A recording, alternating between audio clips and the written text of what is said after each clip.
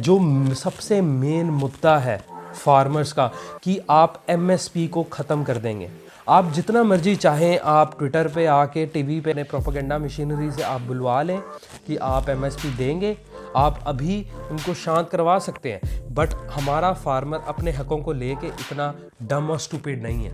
उसे पता है कि जो आप ये लॉज यहाँ पे लाना चाह रहे हो ये ऑलरेडी कुछ फॉरेन और यूरोपियन कंट्रीज़ में है, जिसकी वजह से वहाँ के फार्मर्स डिस्ट्रेस में हैं, प्रॉब्लम में है, वहाँ के फार्मर सुसाइड रेट्स ऊपर जा रहे हैं। ठीक है, आपको पता है what this laws and amendments and bills will do to the farmer, and you still doing it, and our farmer is aware of this thing. उन्हें पता है कि इससे उसका रिजल्ट क्या होगा, वो ही उनका मेन कंसर्न है। ऑनलाइन खरीद बिक्री कर सकते हैं, तो यह एक लॉलीपॉप। जब ये पता चल रहा है कि दूसरे देशों में यही नीतियां आत्महत्या करवा रही हैं किसानों से, तो वही नीतियां हमारे प्रधानमंत्री नरेंद्र मोदी जी क्यों ला रहे हैं? एमएसपी डिस्ट्रक्शन एंड जो आप वो ख़त्म कर देंगे जो एमएसपी का सिस्टम है। ठीक है, अब आपने बात की थी आप इलेक्ट्रॉनिक ट्रेडिंग करेंगे। ठीक है, तो ई नैम करके एक इलेक्ट्रॉनिक सिस्टम था जो मंडीज़ में चलता था। आप जब मंडीज़ में ट्रेनिंग होनी ख़त्म हो जाएगी या कम हो जाएगी कि वो मंडीज़ का इकोसिस्टम सस्टेन ही ना हो पाए और सिस्टमेटिकली आप ख़त्म कर दे जाएं।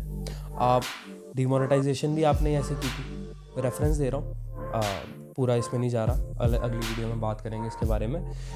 जैसे आपने डिमोनेटाइजेशन में की थी, in the papers in the idea वो अच्छा था, बट अब दिस हमारी अवाम ने, हमारी public has taken enough shit from this government कि वो सुनती नहीं है, बात नहीं करती, किसी से डिस्कस नहीं करती, एडवाइस नहीं लेती फ्रॉम द एक्सपर्ट्स, और specially from the public, from the citizens of this India जिनको वो बिल्स और लॉज कंसर्न करते हैं, वो फार्मर्स। आपने उनसे एक डायलॉग नहीं किया जिनको वो डायरेक्टली इफेक्ट करता है। आपको आपने अपने पार्लियामेंट में बैठे हुए वो नहीं होगा, क्योंकि आप खेती नहीं करते। आपके काम है लॉज बनाना जिनसे उनकी खेती प्रमोट हो और अच्छी हो, पर आपके जो डिसीजंस हैं उनका एक ऑपोजिट रिएक्शन होगा उन चीज़ों के लिए। Those will destroy those ecosystems. तो अनदर बिल है farmers agreement of price assurance and farm service bill. ठीक है, बेसिकली इस बिल में ये है कि एक सेट कॉन्ट्रैक्ट पे बिफोर द फसल उगती है, उससे पहले एक फार्मर और एक कॉर्पोरेट या एक होलसेलर या एक ट्रेडर एक कॉन्ट्रैक्ट में आ सकते हैं। एक प्राइस और उस पर एक ड्यूरेशन मेंशन्ड होनी चाहिए और एक प्राइस मेंशन्ड होना चाहिए। In the papers is good, in the papers सुनने में आपको बहुत अच्छा लग रहा होगा, हाँ हाँ इसमें तो कोई प्रॉब्लम ही नहीं है, आप पहले एक प्राइस सेट कर दें उससे, तो कोई बात नहीं, कोई प्रॉब्लम नहीं होगी। ठीक है, सुनने में बहुत अच्छा है, पर हाँ, तो प्रॉब्लम्स क्या है? Farmer in contract farming arrangements will be the weaker player.